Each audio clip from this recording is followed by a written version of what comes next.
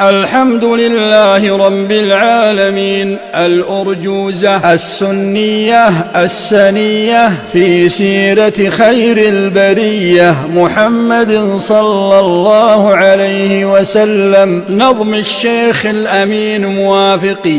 يقول راجي الخالق هو الأمين موافقي، حمدا لمن هداني لسنة العدنان محمد المختار وسيد الأطهار. فهذه أرجوزة لطيفة وجيزة في سيرة المطهر شفيعنا في المحشر، كتبتها لتنشر بين الأنام والورى. فالله ربي أسأل إتمام ما أؤمل، أسماؤه الشريفة عديدة منيفة. قد جاء في القرآن عن الإله اسمان، أشهرها محمد وجاء أيضا أحمد. وجاء في الصحاح الحاشر والماحي، والعاقب المقفي بما مضى نستكفي. ومولد الرسول وافق عام الفيل في مكة المكرمة في أسرة معظمة. هو ابن عبد الله القرشي ذي الجاه، جده عبد المطلب ذو حسب وذو نسب. آمنة أم النبي وبنت وهب النسب، تكفلت بنشأته من بعد موت والده. مرضعه الزكية حليمة السعدية، ترعرع الصبي الطاهر الزكي عند أفاضل العرب في بني سعد ونجب. نبينا رعى الغنم كالأنبياء في الأمم، وبينما وهو صبي في رعيه واللعب، إذا هو بالملك فشق صدره الزكي، أخرج منه قلبه بزمزم طهره. وبعدما نقاه بحكمة حشاه، أتى حليمة الخبر من كل طفل قد حضر، وكلهم قد نقل محمد قد قتل. وحين عاد أخبر بما رأى وما جرى، فانزعجت حليمة من هذه العظيمة، وردت الصبي لأمه رضية، وراح للمدينة مع أمه أمينة إلى بني النجار، أخواله الأخيار، أخواله من النسب من أم عبد المطلب. وفي طريق عودته لبيته وبلدته، أجاش بالبكاء في قرية الأبواء، فاجعة قد باتت إذ أمه قد ماتت. وبعدها اليتيم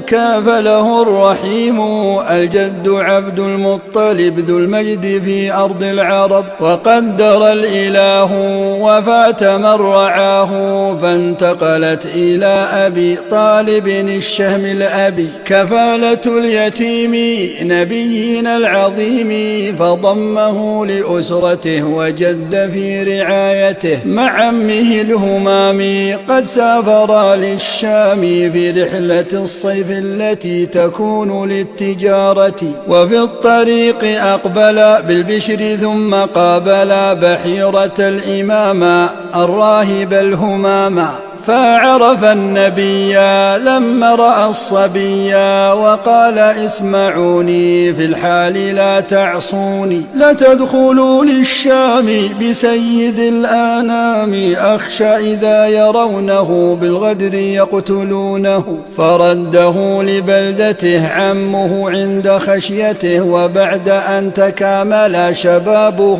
واكتمل، تزوج النبي الطاهر النقي خديجة العفيفة المرأة الشريفة لصدقه وعفته، وذاك قبل بعثته. وأحسن التجارة للحرة المختارة. وبعد 5 ثبتت مع 30 أتت شارك قومه البناء في كعبة وأتمنا بوضع ذاك الحجر الأسود المطهر. وبعد 40 من سنه يقينا نبينا كعادته في الغار مع عبادته، إذ جاءه جبريل بأمره يقول اقرأ كما في الخبر الصادق المشتهر. فأخبر بما جرى خديجة المطهرة وما رآه وسمع وكيف خاف وفزع، فهدأت من روعه وذكرت بفضله. والله لا يخزيك والله يجتبيك، تصدق بالكلام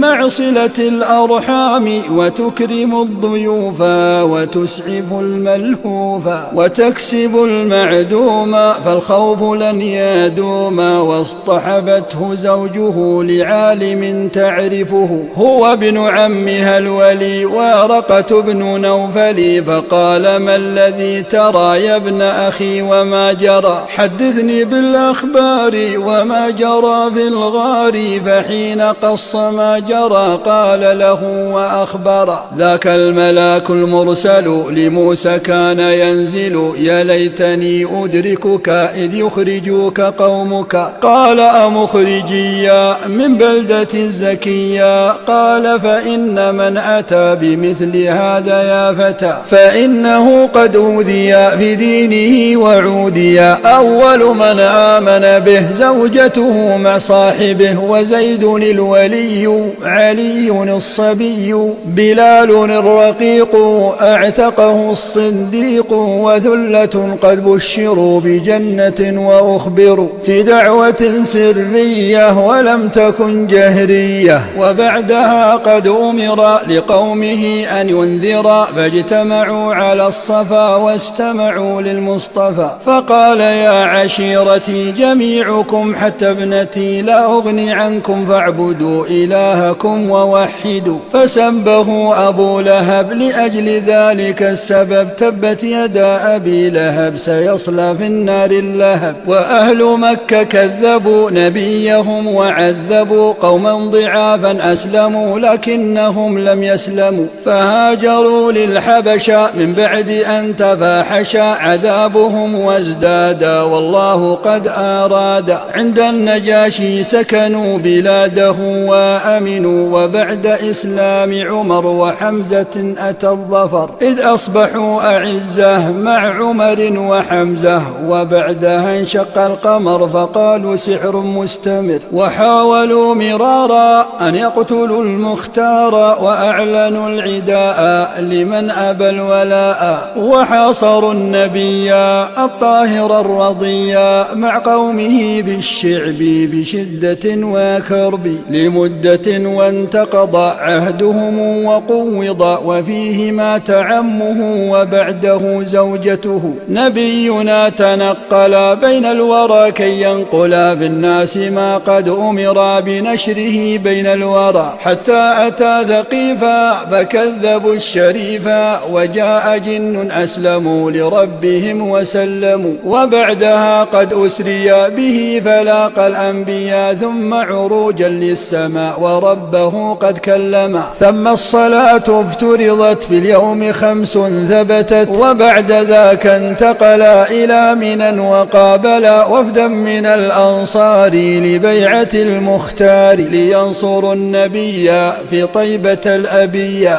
فجاء أمر الهجرة لكل من ذي قدرة، واستأخر الصديق المشفق الرفيق لصحبة المختار في سائر الأسفار. تصاحبا في الهجرة ليعلي الله قدره، نبينا المختار قابله الأنصار بالبشر والسرور والحب والحبور. أول شيء قد فعل نبينا لما وصل بناؤه قباء، فأحكم البناء. ثم بناء مسجد خير الورى محمد، منزله في الطرف بالحجرات تعرف. وآخ بين إخوة مهاجرين صفوة، وإخوة أنصار صحابة أخيار. وبعدها قد دخل بعائشة المفضلة وعاهد اليهود واستوثق العهود.